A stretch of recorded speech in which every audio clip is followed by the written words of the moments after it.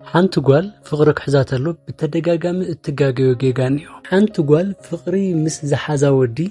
ናይ ባዕላ ንምግባር ንምውናን እትኸዶ ርሕቀት ብጣዕሚ ዋጋ ትኸፍል ነገር ግን ሓደ ወዲ ናይ ባዕላ ንምግባር እቲ ብጣዕሚ ቀሊልን እቲ ብጣዕሚ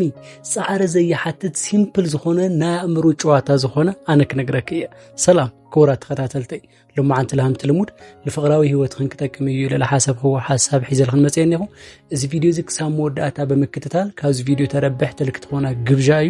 لمعنت حيزل خن ለመጻኹ حساب ዘፍቀርኽዮ ወዲ ወይ ድማ ዝኾነ ወዲ ንከፍቀረክ እትገብርሉ ሓሙሽተ ሚስጥራት ክነግረክ እየ እዋ ዘፍቀርኽዮ ወይ ድማ ዝፎተኽዮ ወይ ድማ በቃ ዝደለኽዮ ወዲ ከመይ ጌርካ ፍቅሪ ተትሕዝዮ ሓደ ግዜ ኾነ ተባሂልካ ኣብ ፍቅርን ክወድቕ ዝግበር ጨዋታ ንዮ ኣብ ፍቅርን ክወድቕ ዝስራሕ ስራሕ ንዮ እዚ ግን ብፍልጠትን ብብስለትን እዩ እትና መጀመርያ ነገር ክነግረክ ናይ ማን ፍቅርን ድሕር ሒዙ ኮይኑ ምዝወዲ እሱ ድማ ፍቅሪ ሕንደር ዘይተረዲዮ ፍቅሪ ሕንደር ዘይረአዮ ኮይኑ ብትክክል ጌርኺ ፍቅሪ ሃብዮ ግን ኣማራጽ ከም ዘይብልኺ ኣይተኾኒ እዋ ናይ ብዙሓት ኣጓላት ችግር ኣውዝ እዩ ፍቅሪ ክሕዘንተሉ ሙሉእ ብሙሉእ ምዝወዲ ዝልጥፍ ይብላሞ ንፍቅሪ ሓቶ ፍቅርን ክርደአለን ብዝኽእል መንገዲ ፍቅርን ይገልጻ ኣማራጽ ከም ዘይብልን ይበኽያ ምናምን ይኾና ብዙሕ ነገር ይኾና ነገር ግን እዚ በአንጻሩ እቲ መጻመት ድኺ ካባይ ወፃ ኣማራጽ ይብላን ኢሉ ንክሓስብን ወይ ድማ ዝገደደ ንክጸለክን ክትገብሩ ይኺ ስለዚ ካባ ዝጽባ ሓደ ነገር እዩ ፍቅሪ ሃብዮ ግን ድማ እሱ በይኑ ከም ዘይተቀርቢ ንዑኡ ንበይኑ ጥራይ ከም ዘይተቀርብ ዘለኽ ወይ ድማ ኣብ ዙርያኺ ኣወዳት ከም ዘለው ኣክት ትገብርኒ ኢኪ ምክንያቱም በብዙሓት ተደላይ ለኾነ ነገር ማንም ሰብ ይደልዩ ኣድላይ ይኹን ኣይኹን ብለየገድስ ብዙሓት ዝጠልብዎ ነገር ብዙሓት ዝፈትዎ ነገር ማንም ሰብ ይፈትዎ እዮም ስለዚህ ሓፍተይ ክነግረክ ንስኸውን በብዙሓት ኣወዳት ከም ዝተኸበብኺ ወይ ድማ ኣማራጽ ከም ዘለኪ ወይ ድማ ኣብ ዝኾነ ሻይ ኣብ ትሰትዩሉ ግዜ ንስኺ ሱቕ ቆይልኺ ንሱን ዕናይ ንኽድ ገዛና ንፈላለክ ሰብ ዝብለክ እንድሕር ትጽበላ ኮይንኺ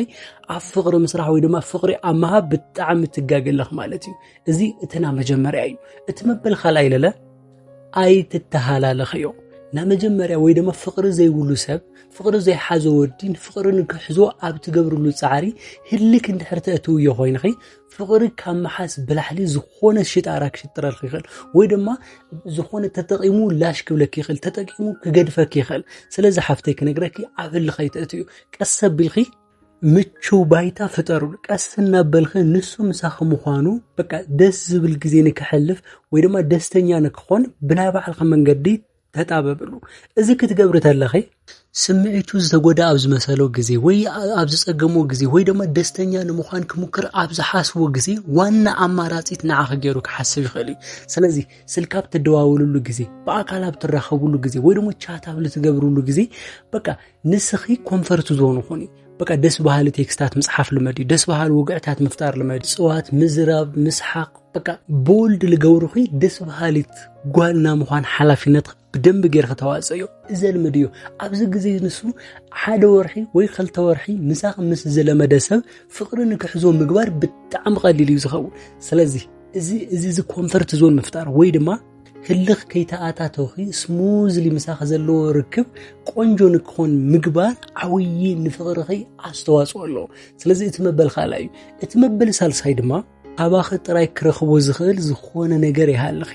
እዋ ንሕና ወዳት ንዝፎተናዮ ነገር ንዝለመድናዮ ነገር ተገዘእቲ ኢና ትፈልጥ ድኺ ሓደ ግዜ ኢቭን በዓል ሓዳር ኮይኖም ሪሌሽንሺፕ መስሪቶም ላይፍ መስሪቶም ሁሉ ነገር ሃልዮም ነገር ግን ኣብ ልኾነ ቦታ ልኾነ ነገር ካብ ምልማዶም ልተላዓለ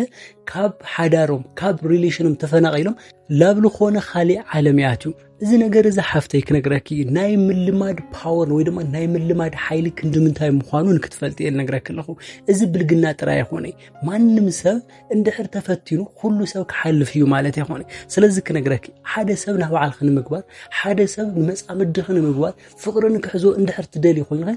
ናይ ባዕልኺ ዝኾነ ኳሊቲ ዝኾነ ነገር ወይ ድማ ዝኾነ ክለምዶ ዝኽእል ካባኺ ጥራይ ክረኽቦ ዝኽእል ዝኾነ ነገር ሃብዮ እዚ ክብለክ ተለኹ ከለኹ ግን ግዴታ ሴክሹዋል ዝኾነ ነገር ኣይኾነ ወይ ድማ ግዴታ ምስዓ ምናምን ማለት ኣይኾነ እዚ ዳሕራይ ክኾን ልኽእል ነገር እዩ ምክንያቱም ኸዚ ገና ፍቅሪ ላይ ሓዘ ወዲ ክትቀርብ ለኺ ስለዚ ሓፍተይ ካባኸ ዝኾነ ነገር አልምድዮ ኩልኽና ጓላት ንናባዓልኽን ዝኾነ ጽቡቕ ነገር ንሄክን እዩ ኩልኽና ጓላት ናባዓልኽን ዝኾነ ኢነርጂ ንሄክን እዩ እዚ ነገር እዚ ተጠቂምኺ ዝኾነ ነገር ልክለምድን ናባኽን ክሰልልን ልቡ ልክትውንን እዩ ናይ ምግባር ተልእኮኺ ብደንብ ጌርካ ክትዋጽዮ ነኪ እዋ ልብ እንድሕር ሸፊቱ ማንም ሰብ ልምውናን ብጣዕሚ ቀሊል እዩ እቲ መበል ራብዓይ ድማ ስምዒቱ ግዜ እዩ እዋ ንስምዒቱ ቦታ ሃብዮ ታይ ዝፎቲ ታይ ዝጸልእ ኣብ ምንታይ ደስተኛ ዝኸውን እንታይ ኸየሐጉሶ ዞም ነገራት እዚኦም ጠንቂቕ ክፍለጢ ምክንያቱም ንሕና ወዳት ዝርድአልና አካል ብጣዕሚ ኢና ንፎቲ አይነው ሁሉ ሰብ ዝርድኦ ሰብ ይፎቲ ግን ኢሞሽናሊ ድማ ስምዒታው ብልኾኑ ነገራት ብልተፈላለየ ነገር ዝርድአና ሰብ ንደሊና ስለዚ ሓፍተይ ክነግረኪ እንታይ ከም ዘዝናንዮ እንታይ ከም ዝፎትዮ እንታይ ከም ዝጸልእ እንታይ ከም ዘሕዝኑ ነገራት እዚኦም ጥራይ ብምፍላጥ ናይ ሓደ ወዲ ደካማ ጎን ብምፍላጥ እዚ ወዲ ዝ ናይ በዓልክ ምግባር ትኽእል ኢኺ ሓደ ግዜ ከም ዝከውዕ ሰሚሕ ትፈልጡ ዳወዳት በቃ ምስኣ ኮንተልኹ በቃ ምንም አይርድእኒ ብጣዕሚ ያ በቃ ናልብ ትፈልጥኒ ያ ሳያ ተርድእኒ ገና ከይተናገርኹ አንደርስታንድ ትገብረኒ እዚ ማለት እዚ ሓፍተይ ክነግረኪ ኢሞሽናሊ አንደርስታንድ ስለልትገባበሩ እዩ ስለልተረዳዱ እዩ እሳ ከይጠየቀቶ እሱ ከይጠየቃ ለኾነ ነገር ትገብረሉላ ወይ ድማ ይገብረላሉ ማለት በቃ በስምዒት ይውቁዑ እዮም ማለት እዩ just ስምዒት ላንጉጅ ስለለሎ ስምዒት ናባዕሉ ለኾነ ቋንቋ ስለዘሎ ሓደ ሰብ ክትቀርቦ ተለኻ ብዙሕ ግዜ ክትሕልፍ ተለኻ ብዙሕ ትኹረት ብዝሃብኽዮ ቁጽሪ ታይ ከም ዝደልን ታይ ከም ዝጸልእን ንምፍላጥ ያን ያህል ከቢድ ነገር አይሆነ ኣብዚ ማእኸል እዚ ግን ሓደ ከስታውሰክ ዝደሊ ነገር እዩ ኩልና ወዳት ቆንጆ ጓል ንፎቲ ኢና ኩልና ወዳት ጽብቕቲ ጓል ንምና ኢና ስለዚ ዓርሰ ከምሕላይ ፕሮቶኮል ከምሕላይ ጽባቕ ከምሕላይ ኤቭሪቲንግ ጥንቅቕ ኣቢልኺ ናባዕል ኸልኾነ ላይፍ ስታይል ናይ ምህናጽን ናይ ምንጽብራቕን ሓላፍነት ንሄክ እዩ ምክንያቱም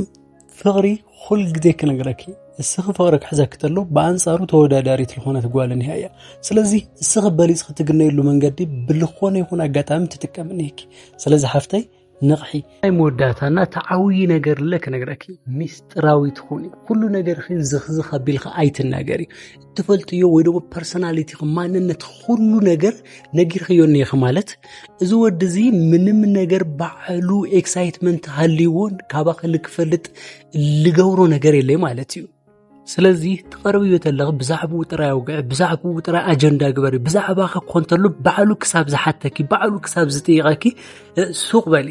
እንደውም ክነግረኪ ሁሉ ነገር አይትናገሪ በቃ ዝኾነ ነገር ሚስጥራዊ ግበሪ እሱ ንክእልሽ ኢሉ እሱ ንክፈልጥ ኢሉ ኣብ ዝጉርጉረሉ ግዜ ወይ ደግሞ ኣብ ዝጽዕረሉ ግዜ ከይተረድኦ አፍቅር እና ወደቀ ስለዝኸይድ ማለት እዩ ስለዚ ክነግረኪ ሓፍተይ መጻምድኺ ወይ ደግሞ ዝኾነ ወድና ባዕልክ ክትገብር እንድሕር ትደሊ ኾንኺ እዘን ኸዝል ዘርዘርኹልኺ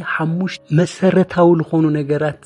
መሰረት በመግባር ሓደ ወዲ ናይ በዓልክ ናይ ምግባር ዓቕሚ ክህልየክ ግበሪ ናሎም ማዓንት ሓሳብ እዚ ነይሩ ክሳብ መወዳእታ ምሳይ ስለዝጸናሕክን ይቐኒየለይ እዚ ቪድዮ እንድሕር ጠቒምክን ኮይኑ ላይክ ሸር ምግባር ከይትረስዓ ለዚ ቻናል ሓደሽቲ ልኾንክን ግን እዚ ቻናል ሰብስክራይብ ላ ገበርኩም ቤተሰብን ክትኾኑ ኣነ ብፍቕሪ ጋብዘክን ኣለኹ ኣብ ልቕጽል ቪድዮ ክሳብ ንራኸብ ሰላም